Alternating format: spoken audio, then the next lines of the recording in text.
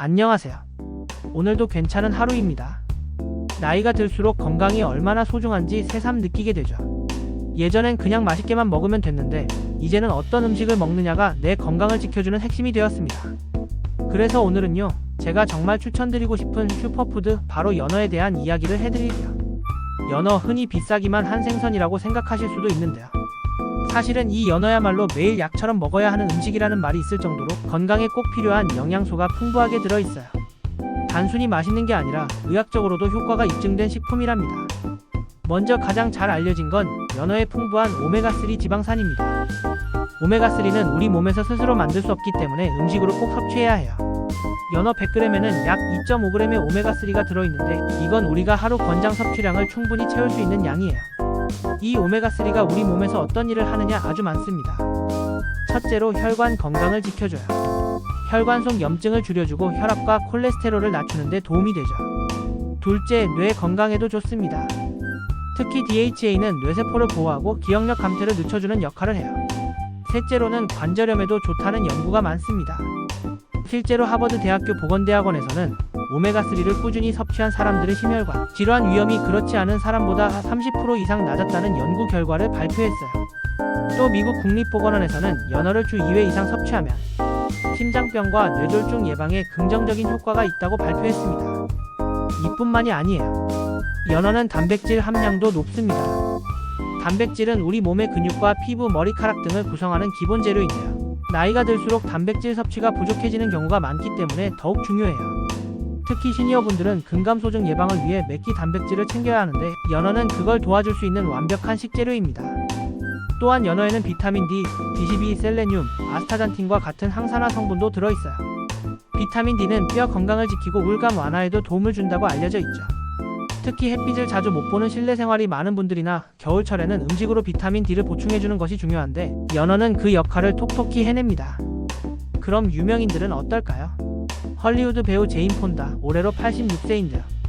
그녀가 밝힌 건강 루틴 중 하나가 매일 아침 연어 샐러드를 먹는 거라고 해요.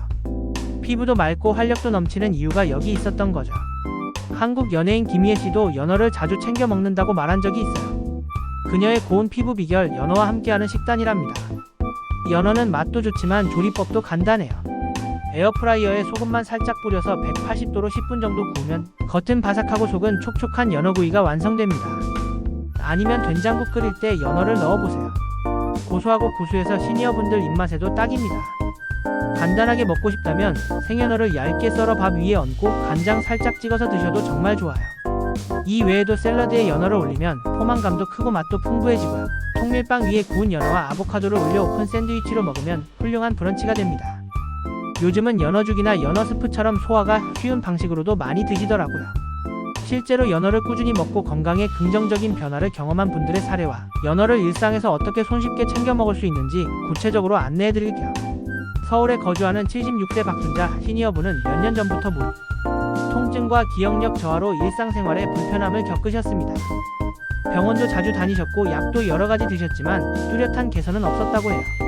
그러던 중 TV 건강 프로그램에서 연어가 뇌 건강과 관절에 좋다는 정보를 접하고 반신반의로 시작한 연어 식단. 처음엔 일주일에 한두 번 구워서 간단히 먹기 시작하셨는데요. 점점 식감에도 익숙해지고 조리법도 다양해지면서 식사 중 하나로 자리 잡았다고 합니다. 시니어분의 하루 식단을 들어보면 아침엔 연어죽, 점심엔 연어 샐러드, 저녁엔 된장국에 연어를 살짝 넣어 드셨다고 해요. 6개월 정도가 지나고 병원에서 건강검진을 받았을 때 혈압 수치가 안정되고 콜레스테롤 수치도 개선되었다는 소견을 들으셨습니다. 무릎 통증도 예전보다 많이 줄어들어 계단 오르내리기가 한결 편해졌다고 해요. 무엇보다 본인이 느끼는 변화는 기분이 밝아졌다는 거였습니다. 우울감이 줄고 잠도 더 깊게 잔다는 말씀이 인상적이었습니다. 대한영양학회가 65세 이상 고령자 500명을 대상으로 진행한 조사에 따르면 주 2회 이상 연어를 섭취한 그룹은 그렇지 않은 그룹에 비해 인지기능 저하 속도가 최대 40% 늦춰졌다고 합니다. 특히 고혈압이나 당뇨병을 동반한 고령자의 경우 연어 섭취로 인해 병원 내원 횟수가 평균 27% 줄어들었다는 보고도 있었어요. 단순히 음식 하나 바꿨을 뿐인데 몸 전체가 달라진 느낌을 받는 거죠. 일상에서 연어를 꾸준히 먹기 어렵다고 느끼시는 분들도 많죠. 연어를 활용한 다양한 조리법이 있어요. 첫째, 샐러드 토핑으로 활용.